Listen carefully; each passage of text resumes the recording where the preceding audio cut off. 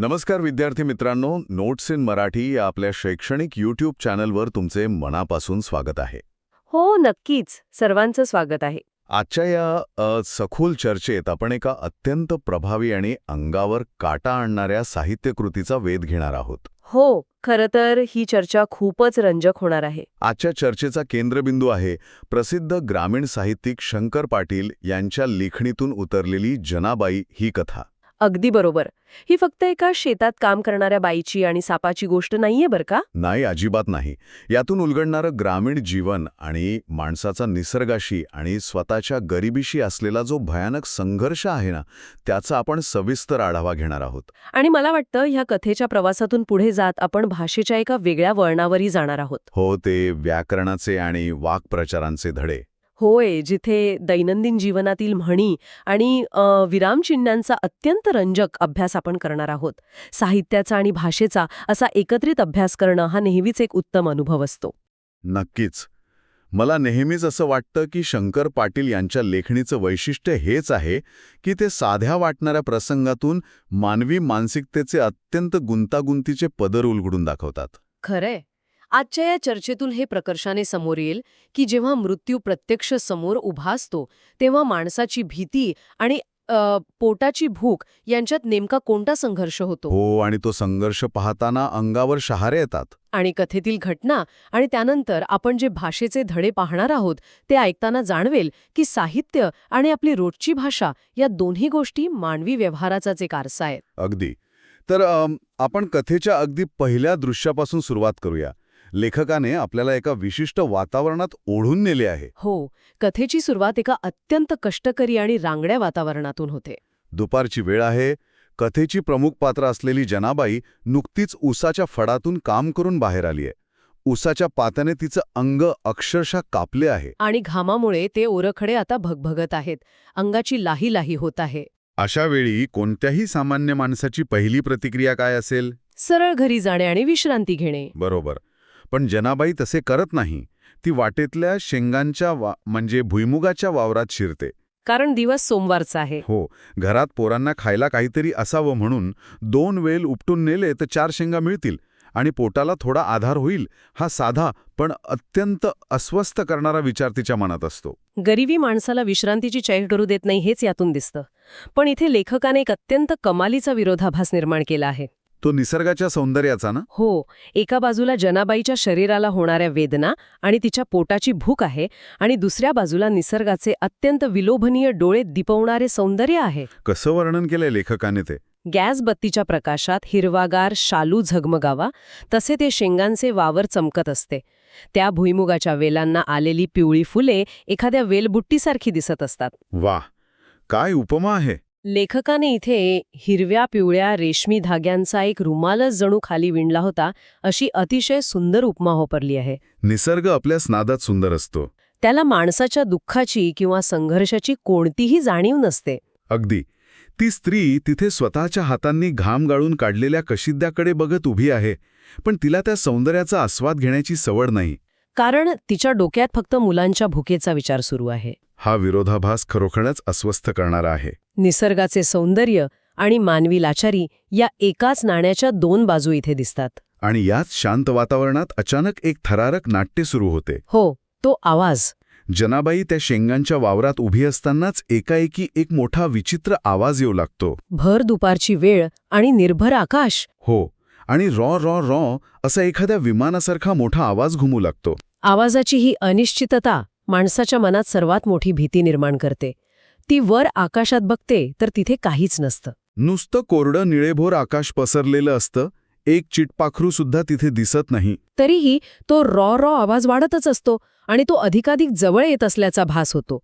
इथे जनाबाईच्या मानसिक स्थितीचं वर्णन करण्यासाठी लेखकाने खूप छान वाक्प्रचार वापरलाय. कोणता? पेंडू फुटणे. हा अत्यंत समर्पक आणि रांगडा ग्रामीण वाक्प्रचार आहे. पेंडू फुटणे म्हणजे नेमकं काय? जेव्हा माणसाच्या मेंदूला अचानक उद्भवलेल्या धोक्याचा अर्थच लागत नाही तेव्हा भीतीपोटी तोंडाला फेस येतो किंवा माणूस पूर्णपणे गांगरून जातो. शारीरिक आणि मानसिक समतोल बिघडतो. हो, त्या अवस्थेला पेंडू फुटणे असे म्हणतात. तिला काहीच समजत नाही की हा आवाज येतोय तरी कुठून. अशा वेळी तिथून पळून जाण्याऐवजी किंवा तिथे सुन्न होऊन उभे राहण्यापेक्षा ती घाईघाईने वेल उपटायला खाली वागते. जणू काही तो आवाज विमानाचाच आहे आणि ते विमान आपल्या अंगावरच कोसळणार आहे अशी तिची समजूत होते. पण जेव्हा ती खाली वाकलेली मान पुन्हा वर करून बघते, तेव्हा जे दृश्य समोर येतं ते कोणत्याही भयानक स्वप्नापेक्षा भयंकर असतं. त्याच्या आऱ्यावर उचलल्या जात असतात आणि पायाखालची जमीन जणू हादरा देत असते. बापरे. तो रावराव आवाज आता अगदी जवळ आलेला असतो. आणि तिच्या डोळ्यांसमोर काळ्या ठिपक्यांची एक 4 वाव तुळी अंगावर धावून येत असते. 4 वाव तुळी या एकाच शब्दप्रयोगातून लेखकाने त्या सापाची, त्या महाकाय भुजंगाची लांबी आणि जाडी आपल्या डोळ्यांसमोर उभी केली आहे. एक वाव म्हणजे नक्की किती? एका सामान्य माणसाने आपले दोन्ही हात पसरल्यानंतर जेवढं अंतर होते तेवढे. म्हणजे साधारण 5 ते 6 फूट. हो, अशा 4 वाव लांबीचा म्हणजे साधारण 20 ते 24 फुटांचा तो महाकाय साप तिथे होता. आणि तुळी म्हणजे? तुळी म्हणजे घराला आधार देणारा मोठा लाकडी ओंडका. त्या भुजंगाची जाडी त्या ओंडक्यासारखी होती. अंगावर काटा येतो नुसत्या कल्पनेने. जेव्हा एवढा मोठा मृत्यू प्रत्यक्ष समोर उभा ठाकतो तेव्हा माणसाची काय अवस्था होते हे सांगण्यासाठी इथे आलेले वाक्प्रचार केवळ भाषिक अलंकार नाहीत. ही मानवी शरीराची नैसर्गिक प्रतिक्रिया आहे. धाबेदळांने, पोटात घाबरा पडणे, तोंडातून शब्द न फुटणे, वाचा गेल्यासारखी होणे. डोळ्यांना जे दिसत आहे त्यावर मेंदूचा विश्वासच बसत नाही. तिचे हातपाय थरथरत असतात आणि ऊर धाडधाड करत असतो. आणि या अवस्थेत ती फक्त अगबाई साप अशी एकच किंकाळी फोडते, झटक्याने मागे फिरते आणि जमिनीला पाय न ठेकवता वाऱ्यासारखी पळत सुटते. मागे वळून बघण्याची हिंमतही तिच्यात उरत नाही. ती थेट पळत पळत आपल्या वस्तीवर येऊन थडकते. श्वास इतका फुललेला असतो की तिला स्वतःलाच समजत नसतं की एवढं अंतर पार करून ती वस्तीवर कशी पोहोचली. तिची ती अवतार बघून सगळी वस्ती गोळा होते. मुलं घाबरून पदराला धरतात आणि विचारतात, काय झालं आहे? पण तिच्या तोंडातून शब्दच फुटत नसतो. यानंतर जेव्हा तिचे चुलत सासरे तिथे येतात आणि विचारपूस करतात तेव्हा ती कसंबसं पाणी पिऊन घडलेला सगळा प्रसंग सांगते. हे ऐकल्यावर संपूर्ण वस्तीत कशी घबराट पसरते हे पाहणं महत्वाचं आहे. कारण त्या 15-20 एकर रानात एक अतिशय जुना महाकाय भुजंग असल्याची पूर्वजांची आख्यायिका तिथे सर्वांना माहीत असते. गेल्या 10-12 वर्षात त्याचं नुसतं नावही कोणी काढलेलं नसते. कधीकधी फक्त त्याची साचलेली कात म्हणजे सापाची टाकलेली त्वचा रानात आढळायची. पण आज तो साक्षात दिसल्याने आणि त्याने असा पाठलाग केल्यासारखा प्रसंग घडल्याने संपूर्ण वस्ती हादरून जाते. आता इथे एक मोठा प्रश्न निर्माण होतो. एवढी मोठी भयानक घटना घडली, मृत्यू अगदी जवळून स्पर्श करून गेला. जनाबाईने आता काय करायला हवे होते? सामान्यपणे कोणीही माणूस अशा घटनेनंतर अनेक दिवस त्या शेताच्या आजूबाजूलाही फिरकणार नाही. पण दुसऱ्या दिवशी जनाबाई चक्क पुन्हा त्या शेतात कामाला जाते. हाच या कथेचा सर्वात मोठा आणि अस्वस्थ करणारा मानवी पैलू आहे. तिच्या पोटात अजूनही भीतीचा खड्डा पडलेला असतो. तो राव राव आवाज अजूनही तिच्या कानात घुमत असतो. तरीही ती घरात सुरक्षित बसून राहू शकत नाही. का? कारण पोटाची खळगी आणि संसाराची जबाबदारी, जीवाचा धडा करून तिला शेतात जावंच लागतं. भीती कितीही मोठी आणि जीवघेणी असली तरी गरिबी आणि मुलांची भूक त्यापेक्षाही मोठी असते. अतिशय गरीब आणि उपेक्षित वर्गात धोक्याचे कसे नॉर्मलायझेशन होते हे इथे दिसून येते. म्हणजेच धोका कसा दैनंदिन जीवनाचा भाग बनतो. अगदी. जगण्याचा हा रोजचा संघर्ष कोणत्याही महाकाय भुजंगापेक्षा अधिक भयानक आणि अटळ असतो आणि म्हणूनच ती पुन्हा विळा घेऊन त्या रानात उभी राहते. आणि येथूनच आपण या कथेच्या सर्वात महत्त्वाच्या अंगावर रोमांच उभे करणाऱ्या क्षणाकडे येतो. हो, तो प्रसंग. शेतात काम करत असताना एका दिवशी तोच महाकाय भुजंग पुन्हा एकदा तिच्या समोर येऊन उभा राहतो. पण यावेळी चमत्कार घडतो. जनाबाई पळत नाही. ती जागेवरच उभी राहते आणि थेट त्या संकटाशी संवाद साधते. एकतर्फी का होईना, पण ती त्याच्याशी बोलायला सुरुवात करते. ती म्हणते, का बाबा आमची पाठ घेतलीयस? कशापायी भ्या दावायला लागलायस? आमच्या रानात वस्तीला राहिलायस तर आमची राखण करशील का भ्या दावशील? तूच राखण करायला पाहिजेस. हा प्रसंग वाचताना अचंबित व्हायला होते. लढणे किंवा पळून जाणे या मानवी स्वभावाच्या 2 प्राथमिक प्रतिक्रियांच्या पलीकडे जाऊन जनाबाई इथे वाटाघाटी करते. निगोसिएशन. हो. ती त्या सापाला आपला शत्रू मानत नाही, तर त्या शेताचा रक्षक, एक सहवासी मानते. ती अत्यंत हतबलतेने पण तितक्याच ठामपणे आपली गरिबीची परिस्थिती त्याला सांगते. कसं चाललंय ते तू बघतोस ना? कशा तऱ्हेने दिवस कंठावे लागतायत हे तुला माहीत नाही. बाबा, लई जीव वैतागलाय माझा. ती त्याला थेट विचारते की तिच्याशिवाय तिच्या घरात कोण पुढे होऊन हे कष्ट करणार आहे, कुणाचं पाठबळ आहे तिला. ती जणू त्याला त्याची जबाबदारी आणि धर्मच समजावून सांगते. की एका इमानदार कष्टकरी माणसाला विनाकारण त्रास देणं हे काही त्याचं काम नाही. हा प्रसंग माणसाच्या अफाट जगण्याच्या इच्छेचे आणि कोणत्याही परिस्थितीपुढे हार न मानणाऱ्या अफाट मानसिक ताकदीचे उत्तम प्रतीक आहे. या संवादानंतर ती जे करते ते तर याहूनही थक्क करणार आहे. हो, ती त्याला म्हणते की मी आता निवांत झाडाखाली बसून भाकरी खाते, तोपर्यंत तू कुठेतरी निघून जा. आणि ती खरोखरच तिथे एका झाडाच्या सावलीत जाऊन बसते, फडक्यात बांधलेली भाकरी काढते आणि रानाकडे बघत निवांत घास मोडू लागते. 2 भाकरी खाते, तांब्याभर पाणी पिते आणि ढरकन 2 ढेकर देते. आणि विळा घेऊन पुन्हा कामाला लागते. आडवा पदर बांधून रानात शिरते आणि मनगटासारखी जाड उसाची धाटा भरभराड खाली जमिनीवर लोळवू लागते. तो ढरकन दिलेला ढेकर हे या कथेतील सर्वात मोठे विजयाचे प्रतीक आहे बरं का. भीतीवर मिळवलेला हा विजय कोणत्याही कृत्रिम किंवा फिल्मी पद्धतीने आलेला नाहीये. हा विजय गरजेतून आणि वास्तवाच्या संपूर्ण स्वीकारातून आलेला आहे. तो ढेकर दर्शवतो की तिचे शरीर आणि मन आता शांत झाले आहे. भीतीला स्वतःवर हावी न होऊ देता तिला बाजूला सारून आपले काम अत्यंत एकाग्रतेने करत राहणं हेच खरे धाडस आहे. लेखकाने त्या एका ढेकराच्या उल्लेखातून तिच्यात आलेली एक प्रकारची शांतता आणि सामान्यत्व अत्यंत ताकदीने टिपले आहे. निसर्ग आणि मानवाच्या या सहअस्तित्वात पोटाची आग विझवण्याची गरज मृत्यूच्या भीतीवर कशी मात करते हे यातून सिद्ध होते. खरोखरच जनाबाईची ही कृती किती मोजून मापून आणि वास्तवाला धरून होती. तिने तिथे विनाकारण अतिशूरपणा दाखवला नाही की ती सापाला मारायला धावली नाही. तिने परिस्थिती समजून घेतली आणि स्वतःचं काम सुरू ठेवलं. यावरूनच मला एका वेगळ्या मुद्द्याकडे वळावेसे वाटते. जनाबाईने जो समतोल साधला तो सगळ्यांनाच साधता येतो असे नाही. काही लोक विनाकारण स्वतःचा शहाणपणा पाजळायला जातात आणि परिस्थिती आणखी बिघडवतात. यातूनच मला आपल्या चर्चेच्या पुढच्या भागाची म्हणजेच भाषिक आणि व्याकरणाच्या अभ्यासाची आठवण येते. आपल्या नोट्समध्ये दीपा आणि तिच्या आईचा संवादातून आलेले काही अत्यंत सुंदर मराठी वाक्प्रचार आणि म्हणी आपण पाहणार आहोत. दीपा खूप नाराज होऊन घरी येते आणि तिची आई तिला विचारते की नक्की काय झाले आहे. दीपा आणि तिच्या मैत्रिणीचा हा प्रसंग जनाबाईच्या अगदी विरुद्ध मानसिकतेचं उदाहरण आहे. दीपा सांगते की तिने तिची मैत्रीण गीता हिच्याकडे कानाडोळा करायचे ठरवले आहे, कारण गीता प्रत्येक गोष्टीत अति करते. अति तिथे माती हे गीताला समजत नाही. ती सतत इतरांना नको असलेले उपदेशाचे डोस पाजत असते. इथे दीपा संवादात एका अतिशय चपखल म्हण वापरते, अति शहाणा त्याचा बैल रिकामा. या म्हणीचा व्यवहारात आणि दैनंदिन जीवनात अर्थ कसा होतो? जी व्यक्ती गरजेपेक्षा जास्त हुशारी किंवा शहाणपण दाखवण्याचा प्रयत्न करते, तिचं काम बऱ्याचदा पूर्णपणे बिघडते किंवा ती काहीच साध्य करू शकत नाही. समजा एखादं काम सरळ मार्गाने होत असेल, पण तिथे कुणी विनाकारण जास्त डोकं लावून ते काम गुंतागुंतीचे केले तर शेवटी नुकसानच होते. तिथे ही म्हण अत्यंत चपखल बसते. आणि दीपा पुढे तिच्या आईला असंही सांगते की नमनाला घडाभर तेल घालायची तिची सवय तुला माहीतच आहे. हा वाक्प्रचार तर आपल्या रोजच्या जीवनात कितीतरी वेळा वापरला जातो. या म्हणीचा मूळ संदर्भ खूप रंजक आहे ना.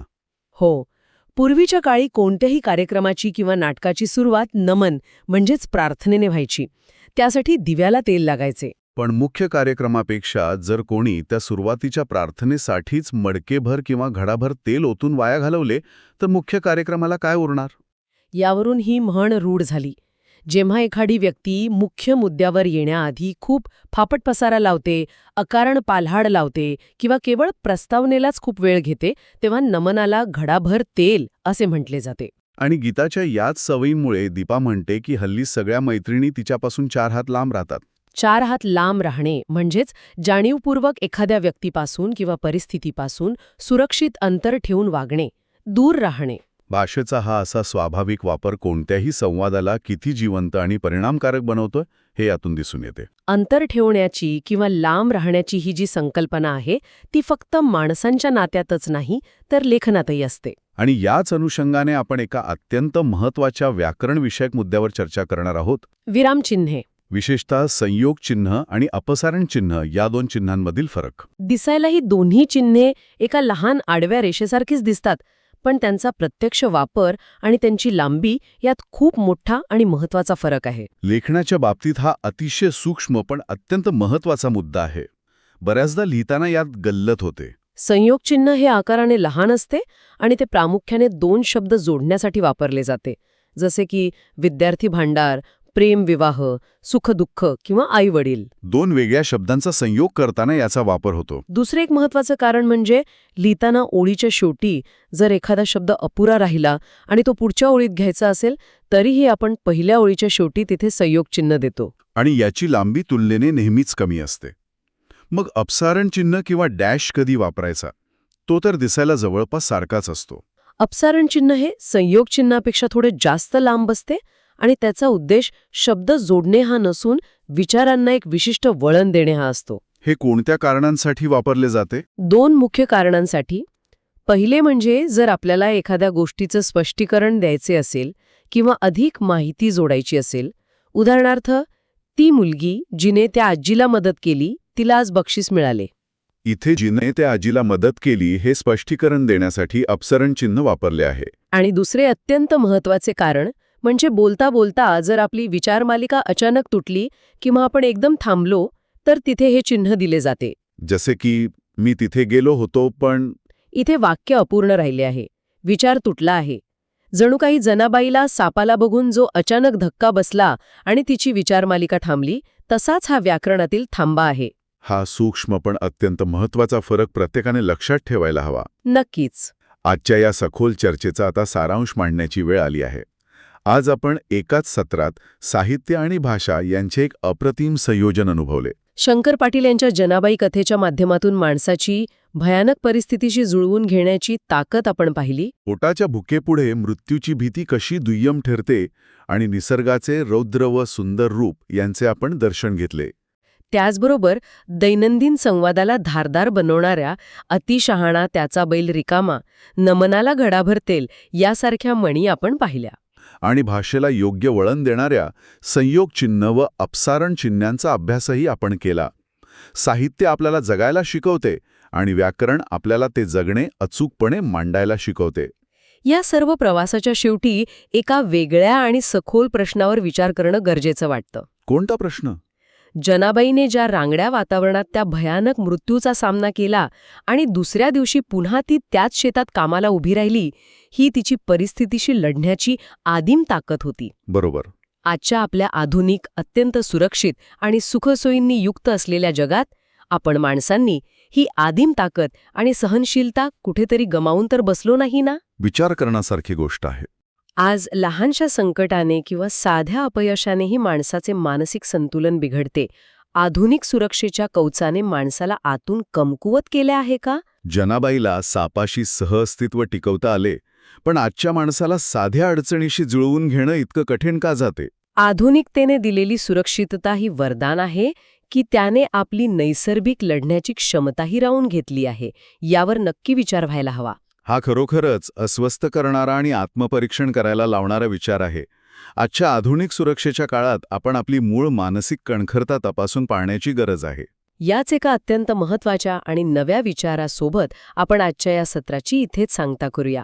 वाचन करत रहा साहित्यातील आणि भाषेतील असेच नवनवीन अर्थ शोधत रहा आणि आपल्या विचारमंथनाचा हा प्रवास असाच सुरू राहू द्या. धन्यवाद.